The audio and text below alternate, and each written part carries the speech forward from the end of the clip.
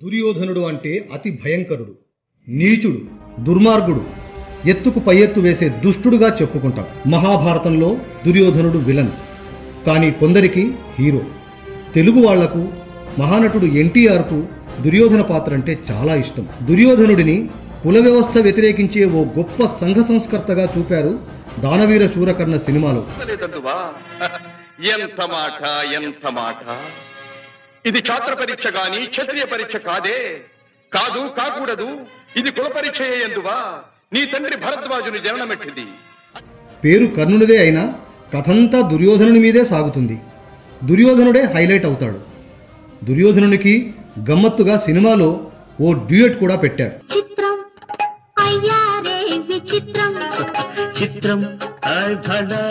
విచిత్రం.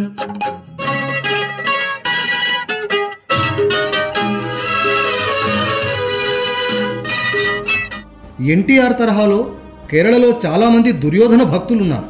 కేరళలోని కొల్లాం జిల్లా కున్నత్తూరు తాలూకా పోరువళిలో దుర్యోధనుని గుడి ఉంది. మలనాడు అనే ప్రాంతంలో ఒక ఆలయం నిర్మించబడింది. దక్షిణ భారతదేశంలో దుర్యోధనుడికి ఉన్న ఏకైక దేవాలయం ఇది.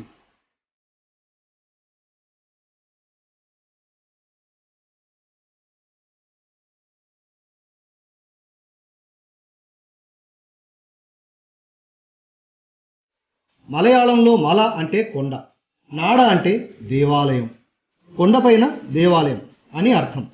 అందుకే ఈ ప్రాంతానికి మలనాడ అనే పేరు వచ్చింది.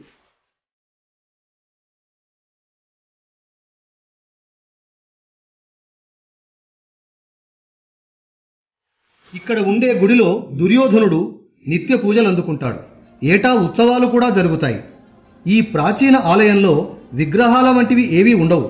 కేవలం ఓ చెప్టా ఉంటుంది. దానినే పువ్వులతో అలంకరిస్తారు. కోడి బలులు, కొబ్బరికల్లు నైవేద్యం ఈ గుడిలో ఆచారం. ఇటీవల బలులు నిషేధించారు. దాంతో రకరకాల ధాన్యాలతో చేసిన నైవేద్యాలు పెడుతున్నారు. కొబ్బరికల్లు పాతబడిపోయింది. దాంతో భక్తులు విస్కీ, బ్రాండీ, రమ్ము సమర్పించుకుంటున్నారు. తాజాగా ఓ భక్తుడు 101 సీసాల రమ్ము దుర్యోధనునికి సమర్పించుకోవడం నెట్లో వైరల్ అవుతున్నది.